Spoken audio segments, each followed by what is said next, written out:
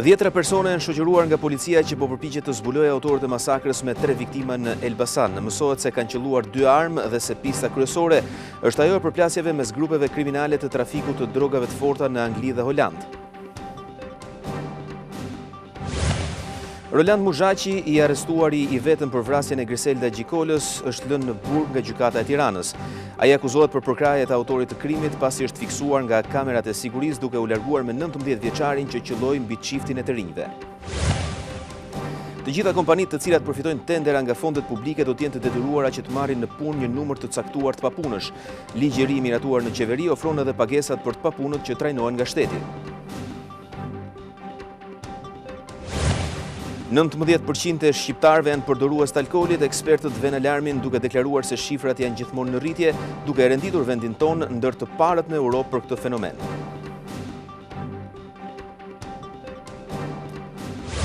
Qeveria e Kosovës shton masat kundër produkteve serbe, së fundi ajo ka urdhëruar që prodhimet që shiten në marketet shoqërohen edhe me flamujt e vendeve ku janë prodhuar për të nxjerrur konsumin e produkteve vendase. Mbi 50.000 serb kanë marrë pjesë në protestën e 4 të zhvilluar në rrugët e Beogradit kundër presidentit Aleksandar Vučić, të cilin e akuzojnë për instalim të diktaturës. Protesta e të shtunës konsiderohet më e madhja e këtyre 4 javëve.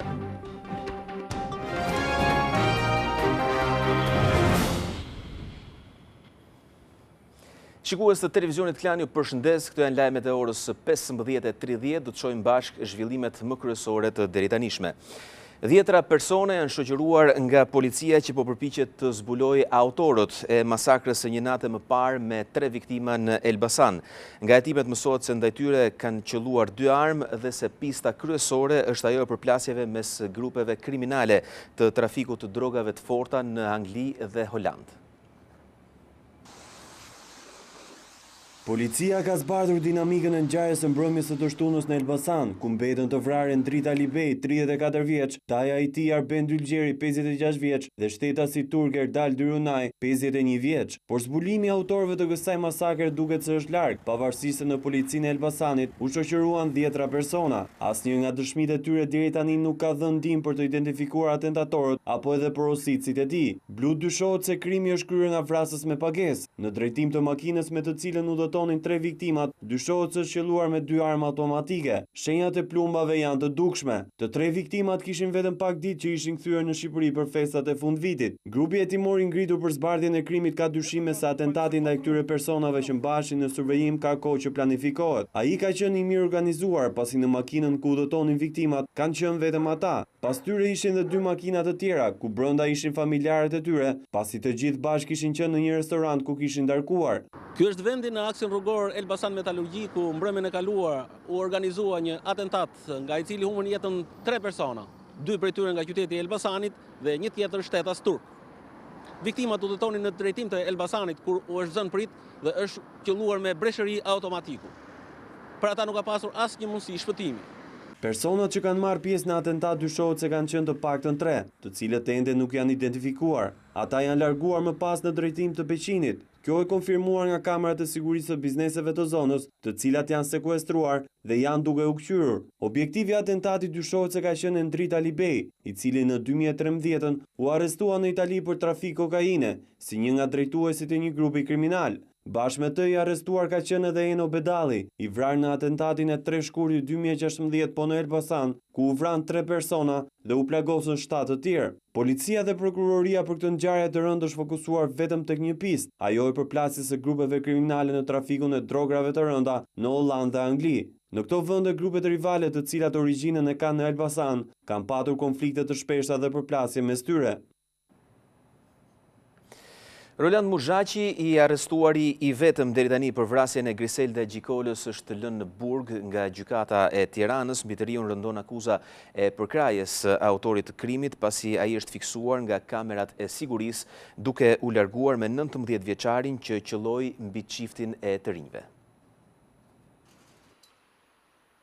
Gjykata e Tiranës ka lënë në arrest me burg Roland Muzhaqin, i arrestuar për përkrajen e autorit të dyshuar të vrasjes së 17 vjeçares Griselda Gjikola në Laprak. Sipas prokurorisë, i ri është larguar së bashku me 19 vjeçarin, i cili qelloi me pistolet mbi adoleshenten dhe plagosi mikun e saj Erion Bengo. Mushaqi mësohet se nuk ka qelluar me armë, por në kamerat e sigurisë duket që ai largohet me autorin me vrap nga vendi i krimit. Policia është në kërkim të autorit dhe 2 ditët e fundit ka kryer kontrolle në disa ambiente në Tiranë. Pavarësisht se ka patur dyshime se aty fshihen 19 vjeçari, ai ende nuk është prangosur. Mbrëmjen e të mërkurës në Laprak Griselda Gjikola mbeti e vdekur me një plumb, i cili e qelloi në kokë. Më pas autori tentoi të vrasë dhe Erion Bengon, me të cilin kishte edhe konfliktin, por 23 vjeçari mundi t'i shpëtoi plumbave duke u plagosur në shpatull. Motivi i sherrit mes të rinjve ishte ngacmimi që autori kishte bërë Griseldës 10 ditë më parë. Të rinjt më pas ishin konfliktuar me grushte për këtë shkak.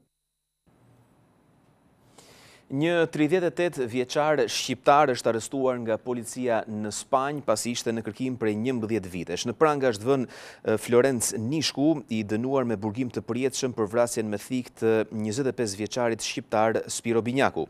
Ngjarja ndodhi në 4 shtator 2007 në parkimin e një restoranti në një qytet të Breshës pas një përplasje në trafikun e prostitucionit. Pas vrasjes, shqiptari me origjinë nga Elbasani kishte ndryshuar emrin dhe jetonte mes Spanjës dhe Holandës falë edhe mbulimit që i bënin miqtë e tij. Nishku ishte në listën e më të kërkuarve, ndërsa u ndalua teksa u thonte në makinën e vllajt në Tarragona të Spanjës. Ai pritet të ekstradohet në Itali, ku do të vuajë edhe dënimin.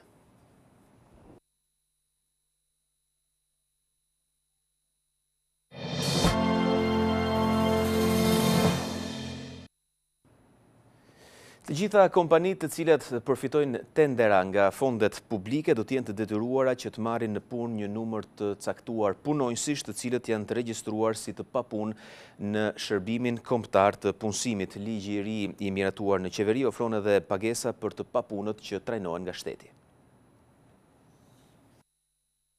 Qeveria ka miratuar në mbledhjen e 26 dhjetorit një ligj të ri, i cili përcakton mënyrën se si do të luftohet papunësia. Nisma pritet që të miratohet në sesionin e ri parlamentar të vitit të ardhshëm dhe do të prek të dy krahët, punkërkuesit dhe punëdhënësit. Për herë të parë shteti fut në këtë ligj konceptin e punësimit të detyruar për kompanitë të cilat fitojnë tendera publik. Lista e punonjësve do të shkojë nga shërbimi kombëtar i punësimit, ndërsa numri të punësuarve që firmat do të jenë të detyruara të marrin do të përcaktohet me vendim të Këshillit të Ministrave. Kriter kryesor do të jetë madhësia e fondeve publike që ndërmarrjet përfitojnë dhe natyra e biznesit të tyre. Nisma e re ligjore ofron edhe subvencione në para për të papunët, të cilët pranojnë të marrin kurse trajnimi pa pagesë me qëllim aftësimin e tyre në tregun e punës. Çdo ndërmarrje e madhe duhet që të paktën të punësojë një person me aftësi të kufizuara për çdo 50 punonjës që ka, e nëse kjo nuk do të zbatohet, ata do të detyrohen të paguajnë 13.000 lekë çdo muaj. Ligji hedh themelët për ngritjen e një institucioni të ri, i cili do të zhvillojë politikat e nxitjes së punësimit, por deri në themelimin e tij, këtë detyrë do ta ushtrojë shërbimi kombëtar i punësimit. Kryeministri Edi Rama ishte në Postrib të Shkodrës, ku i ka dhuruar një familje që jetonte në kushte tejet të vështira çelsat e shtëpisë rindërtuar. Kreu i qeverisë ka premtuar më shumë mbështetje për familjet në nevojë. Do bëjmë një shtëpi siç duhet, do ta bëjmë shpejt. 2 muaj pasi pa nga afër gjendjen e mjerueshme në të cilën jetonte familja e Vullnet Shabajt, kryeministri Rama u rikthye në Postrib të Shkodrës për t'i dhuruar kryefamiljarit çelsat e banesës së re të ndërtuar nga e para. Po besueshme, zotin kryeminist. Viti i ri do ta gjejë familjen e Vullnetit në një shtëpi të re, me hapësira dhe arredim komod, me ambiente të përshtatshme edhe për të vegjëlit, për të cilët kryeministri ishte e kujdesur që të mos mungonin as dhuratat për festa. Kujtohet, ja ta kam sjell. Ta kesh bashkë për motrën. Shumë faleminderit. Kryefamiljari ashtu si edhe bashkëshortja e tij u shprehën mjaft të lumtur për këtë ndryshim rrënjësor në jetën e tyre dhe të 7 fëmijëve. Jam shumë i kënaqur se takova me ty. Më vjen shumë mirë. Ajo që desha unë ishte që të realizoj për vit të ri, u realizoi. Ta prej Zoti rrezikun ta në tonë familjen sa më gëzuar. Zoti deroj. Me shëndet, me jetë edhe ato dhjetat mos më ndajmë. Prej më shumë se një viti qeveria u ka ardhur në ndihmë përmes rindërtimit të shtëpive, shumë familjeve në vështirësi ekonomike. Është mbyllur protesta e shqiptarëve që jetojnë jashtë vendit, të mbështetur edhe nga studentë dhe banorë të astirit. Ata protestuan për 3 ditë me radhë përpara kryeministrisë. Thirrjet e tyre ishin kundër varfërisë, papunësisë dhe braktisjes së vendit. Sipas protestuesve, kjo është një mënyrë për të reaguar ndaj çështjeve jetike për shqiptarët. Emigrantët thanë se protesta e tyre do të zhvendoset në vendet ku ata jetojnë.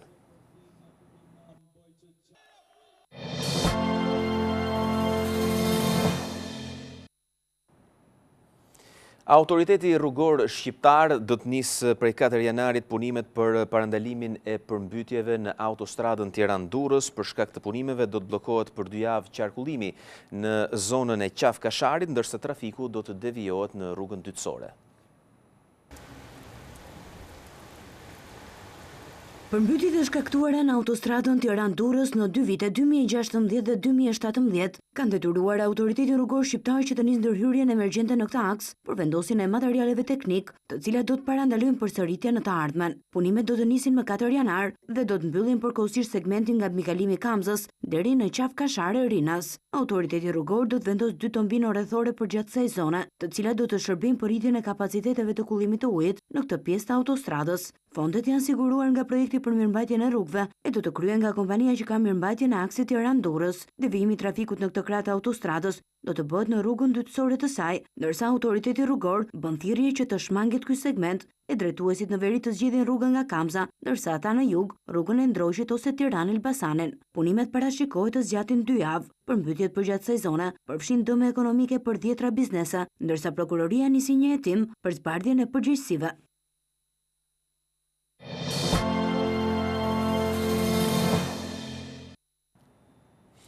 19% e shqiptarëve janë përdorues të alkoolit. Ekspertët japin alarmin duke deklaruar se shifrat janë gjithmonë në rritje, duke renditur vendin tonë ndër të parët në Europë për këtë fenomen.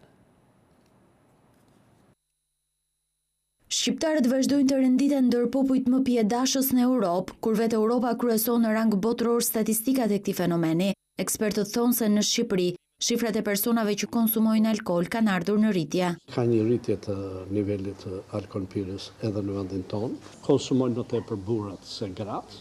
19% e popullsisë përdorin alkool te normave. Dhe nga këta 1.5% e kësaj popullsie janë ata të varur nga alkooli. Konsumi më i madh i pijeve alkoolike është birra. Dhjetor i shënon edhe sasinë më të madhe të konsumit të alkoolit për shkak të festave, por ekspertët thonë të bëhet kujdes. Alkooli jep kalori. Kaloria jep mbi peshë. Ky është efekti negativ vetëm në rastet e personave që do të jenë drejtues automjetesh, personat që janë në shërbime të ndryshme, në aktivitet pune, të cilët nuk do të konsumojnë alkool. Sipas ekspertëve të shëndetësisë botërore, konsumimi i alkoolit mbi normat e lejuara është shkaktare më shumë se 200 sëmundjeve, mes të cilave edhe dëmtimi i mëlçisë dhe kancerit. Të dhënat e fundit të Organizatës Botërore të Shëndetësisë kanë nxjerrë në pas se çdo ditë 800 persona vdesin në Europë nga përdorimi i tepërt i alkoolit, ndërsa e konsiderojnë atë shkaktar të 10.8% të vdekjeve. tvklan.al, webi më i klikuar ndër të gjithë televizionet mbar shqiptare. Lajmi i fundit, gjithçka ndodh në vend, rajon dhe botë. I gjeni në kohë reale në tvklan.al. Informohu në lëvizje vetëm me një klikim në celularin tuaj, edhe në aplikacionin tvklan.al. Video dhe lajme për çdo emision dhe të rejat apo sinopse të serialeve tona vetëm në tvklan.al. Besueshmëri, shpejtësi, cilësi dhe interaktivitet. Klan, televizioni mbar shqiptar më i ndjekur. Qeveria e Kosovës ka shtuar masat kundër produkteve serbe. Së fundi ajo ka urdhëruar që prodhimet që shiten në markete të shoqërohen edhe me flamujt e vendeve ku janë prodhuar. Nuk rreshtin masat kundër produkteve serbe në tregun kosovar. Ministria e Tregtisë dhe Industrisë ka nxjerrë një urdhëresë sipas të cilës të gjitha produktet e vendosura në raftet e marketeve në Kosovë, krahas çmimit duhet përmbajnë edhe flamurin e vendit ku janë prodhuar. Vendimin e bëri publik përmes rrjeteve sociale ministri Endrit Shala, sipas të cilit masa synon të nxjisë prodhimin vendas. Tashmë secili konsumator dhe qytetar i Kosovës do ta di saktë se produktin e cilit vend po ble. Ky është një hap tjetër për inkurajimin e qytetarëve të Kosovës që të blejnë sa më shumë prodhime vendase. Ndërsa zyra e Bashkimit Evropian në Prishtinë kritikoi vendimin e qeverisë për të përfshirë në tratimin me 100% edhe produktet e markave ndërkombëtare që prodhohen në Serbi e Bosnjë. E kemi parë me shqetësim vendimin e Kosovës për të shtrirë tarifën prej 100% edhe për produktet e markave të njohura ndërkombëtare të vendeve të tjera. Vendosja e tarifave nuk kontribuon në marrëdhëniet e fqinjësisë së mirë dhe ajo bie në kundërshtim me angazhimin e Kosovës drejt integrimit rajonal dhe angazhimeve të marra nga nënshkrimi i MSA-s. Kosova vendosi të tatojë me 100% të vlerës mallrat serbe dhe bosnjake si kundërpërgjigje ndaj ndalimit që këto dy vende u bëjnë mallrave me mbishkrimin Republika e Kosovës. Kalojmë në Serbi, atje ku mbi 50.000 qytetarë morën pjesë në protestën e 4 të zhvilluar në rrugët e Beogradit kundër presidentit Aleksandar Vučić, të cilin e akuzojnë se ka instaluar diktaturën. Protesta e të shtunës konsiderohet edhe si më e madhja e këtyre 4 javëve. Për të 4-ën të shtunë radhazi, mbështetësit e opozitës protestuan në Beograd kundër atij që e konsiderojnë si regjim diktatorial të presidentit Aleksandar Vučić. Sipas mediave, ky ishte tubimi më i madh ndër ata të zhvilluar javët e fundit. Mbi 50.000 njerëz mbushën rrugët dhe sheshin qendror të Beogradit. Jam këtu sepse tani regjimi po përdor dhunë kundër disidentëve politik, kundër të rinjve, kundër medias, kundër çdo gjëje. Kjo duhet të ndalohet me çfarëdo lloj mënyre. Protestuesit mbanin në duar ndër të tjera edhe një pankart ku shkruaj 1 në 5 milion, duke u referuar deklaratës së mëparshme të Vučićit se këto protesta nuk do e largonin nga pushteti, edhe nëse në shesh dilnin 5 milion serb. Vučić mohon se qeveria është e përfshirë në dhunën ndaj liderit opozitar Borko Stefanović në fund të nëntorit, që është edhe shkaku i shpërthimit protestave. Vučić e ka sfiduar opozitën të testojë mbështetjen popullore në zgjedhjet e parakohshme, ku sipas sondazheve partia e tij ka të garantuar fitoren me mbi 50%.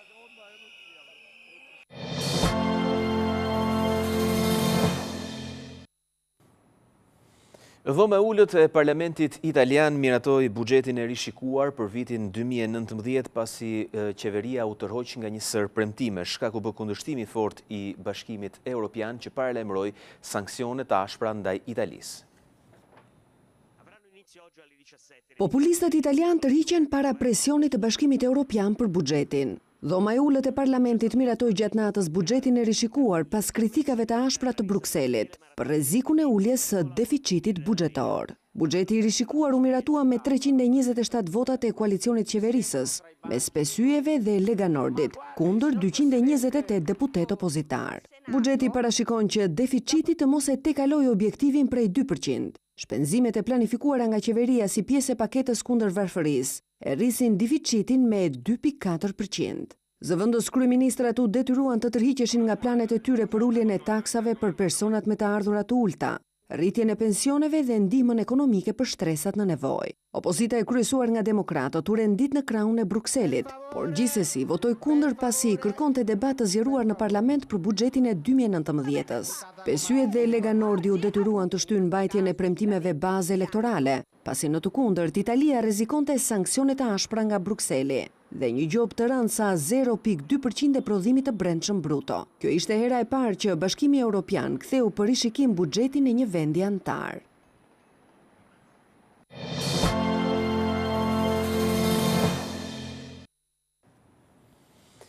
Tre prej shefave më të njohur të kuzhinës në Shqipëri, për të cilët kanë shkruar edhe mediat e njohura botërore, u bashkuan thirrjes së Bashkisë së Tiranës për të shërbyer drekën e fundvitit për njerëzit në nevojë, të cilët frekuentojnë mensat sociale.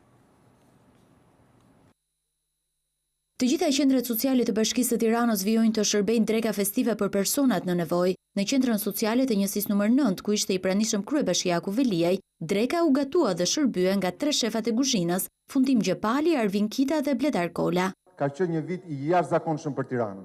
Sigurisht nuk zgjidhen gjithë problemet, po faktin që në çdo cep Tiranës ka një qendër sociale, ka një mend sociale, ku shërbehet një vakt, ku ofrohet dashuri, ku ofrohet këshillim, ku ofrohet një trajtim i gjithë personave nevojë, e bën qytetin ton pak më të mirë. Teksa e cilësoi të mrekullueshme punën që është bërë në kryeqytet, kuzhinieri i njohur Fundim Gjepali, tha se ky qytet nuk ndryshon shumë nga qytetet e tjera të Europës. O pa dashje, o me dashje gjërat e erdhën që edhe ne u bëm dëshmitare e ndryshimit të Tiranës nëpër mediat e huaja. Kryebashkiaku premtoi se solidariteti do të vijojë për gjatë gjithë vitit dhe të njëjtën gjë kërkoi prej të gjithë atyre që kanë mundësi. Agjencia për Zhvillim Bujqësor dhe Rural u ka kushtuar vëmendje edhe të moshuarve të vetmuar në këto ditë festive. Një pjesë e tyre kanë kaluar momente të veçanta në një nga bizneset e agroturizmit në periferi të Tiranës. Në prag të ndërimit të viteve, Agjencia për Zhvillimin Bujqësor dhe Rural ka mobilizuar fermerët përfitues të skemave kombëtare 2018 në agroturizëm për të mbështetur të moshuarit e vetmuar. Drejtoresha e ZBR-s Frida Krifca, së bashku me stafin e saj, i ka shoqëruar të moshuarit nga rezidenca ku banojnë në një biznes agroturizmi në Prez. Të shohim një nga subjektet që ne kemi mbështetur këtë vit nëpërmjet skemës kombëtare të ZBR-s, është një subjekt i cili ka dhe një kantinë vere, pra prodhon dhe verën vetë aty, është dhe restoran, ka dhe fermën rreth rrotull, kështu që kemi mundësi të shohim gjithë ciklin e biznesit. Ja, do ikim me shoqën ta atje, hajde në Ata patën mundësi të shijojnë ushqimet tradicionale të zonës, AZHBR për të dytin vit radhazi sensibilizon fermerët për një qasje të orientuar nga komuniteti në nevojë, duke krijuar një frymë solidariteti për fermerët tek të moshuarit dhe durimin e prodhimeve të tyre në kuzhinat e njerëzve që kanë nevojë për më shumë vëmendje.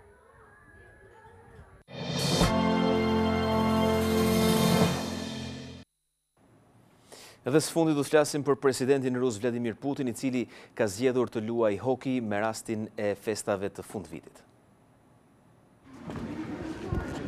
Është i njohur pasioni i tij për sportet, veçanërisht për ato ekstreme. Megjithatë, presidenti rus Vladimir Putin nuk i zgjodhi ato për këtë fundviti.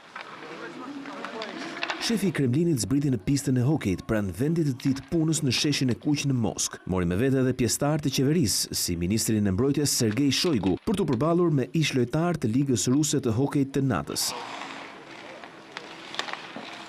Shkaftësia nuk i mungoi gjatë sfidës. Ekipi i presidentit fitoi 12-7. Liga është themeluar në vitin 2011 me nismën e Putinit, i cili synon ta shndërrojë në sa më popullor këtë sport që e ka mjaft pasion. Çdo sezon festash të fundvitit, atmosferës festive të Moskës nuk i mungon pista e hokejt në sheshin e Kuq. Dhe ka qenë gjithçka e përgatitur për këtë edicion Lajmesh. Bashkë mirupafshim.